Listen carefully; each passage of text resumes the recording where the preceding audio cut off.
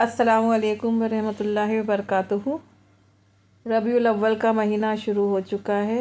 یہ وہ مہینہ ہے جس میں ہمارے آقا سرکار دو عالم رحمت للعالمین تمام پیغمبروں کے سردار ہمارے آقا حضور اقدس صلی اللہ علیہ وسلم تشریف لائے تھے۔ یہ وہ مہینہ ہے جس میں رحمت للعالمین پوری دنیا میں رحمت بنا کر بھیجے گئے تھے۔ ربیع الاول میں ایک بڑا اہم کام ہم لوگوں کو کرنا چاہیے کہ لوگ باغ جھنڈے لگاتے ہیں، جلوس نکالتے ہیں، لیکن وہ بہت اہم کام ہے، لوگ اس پر غور ہی نہیں کرتے۔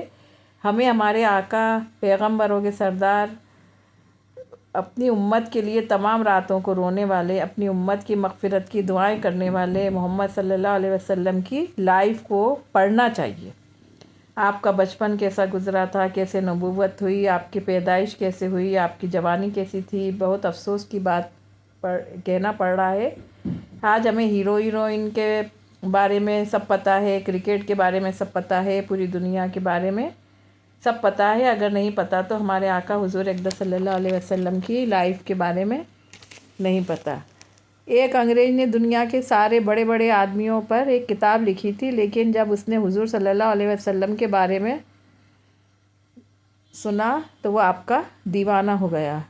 ہمیں پتہ نہیں آپ اپنی زندگی میں کیا کیا کرتے تھے، اللہ کے نبی کو کیا کیا پسند تھا، ہمیں بھی وہ پسند کرنا چاہیے۔ حضور نے فرمایا کہ جو مجھ سے محبت کرتا ہے وہ میری سنتوں سے محبت کرتا ہے۔ اب کچھ لوگ ربیع الاول کی 12 تاریخ کو کچھ نفل نمازیں پڑھتے ہیں، تو وہ لوگ یہ سوچتے ہیں، اس میں لکھا ہوا رہتا ہے کہ 2 نمازیں پڑھیں تو 80 سال کے گناہ معاف ہو گئے، اتنی رکعت پڑھی تو یہ ثواب ملے گا۔ اب اہم سوال یہ اٹھتا ہے کہ ربیع الاول کی 12 تاریخ کو یہ نفل نمازیں پڑھنا چاہیے یا نہیں۔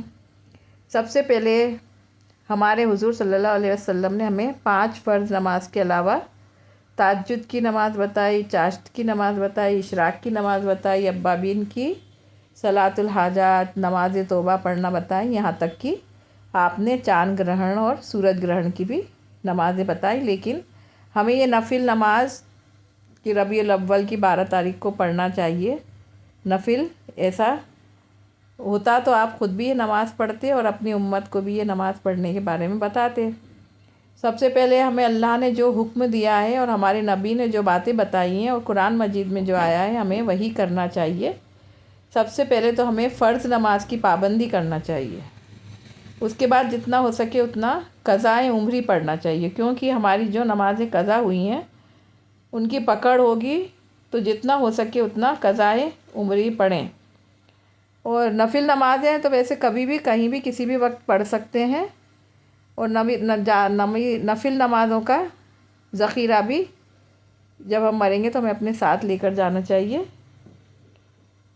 ربیع الاول کے مہینے میں 12 تاریخ کو ہی یہ نمازیں پڑھنا ہے، ایسا عقیدہ نہیں بنانا چاہیے، کیونکہ یہ عقیدہ غلط ہے۔ اب کئی لوگ ربیع الاول کی 12 تاریخ کو روزہ بھی رکھتے ہیں، تو یہ روزہ رکھنا چاہیے یا نہیں؟ آپ 12 تاریخ کو ہی روزہ رکھیں ایسا عقیدہ نہ بنائیں، کیونکہ آپ 11 تاریخ کو بھی روزہ رکھ سکتے ہیں، آپ 13 تاریخ کو بھی روزہ رکھ سکتے ہیں۔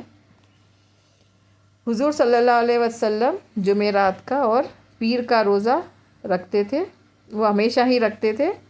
کسی نے پوچھا حضور آپ پیر کا روزہ کیوں رکھتے ہیں، تو آپ نے بتایا کہ اس دن میری پیدائش ہوئی تھی اور مجھ پر وحی بھی نازل ہوئی تھی، اس لیے میں پیر کا روزہ رکھتا ہوں، اللہ کا شکر ادا کرتا ہوں روزہ رکھ کر۔ تو اگر آپ پیر کو روزہ رکھیں گے تو وہ سنت ہے حضور کی، اور اگر کسی دن اور روزہ رکھیں گے تو وہ نفل روزہ کہلائے گا۔ اس لیے اب آپ کے اوپر ہے، 12 تاریخ کو بھی رکھیں تو کوئی حرج نہیں ہے، لیکن ایک عقیدہ بنا کر 12 تاریخ کو ہی روزہ نہیں رکھنا ہے۔ اس لیے آپ کبھی بھی روزہ رکھ سکتے ہیں۔ اللہ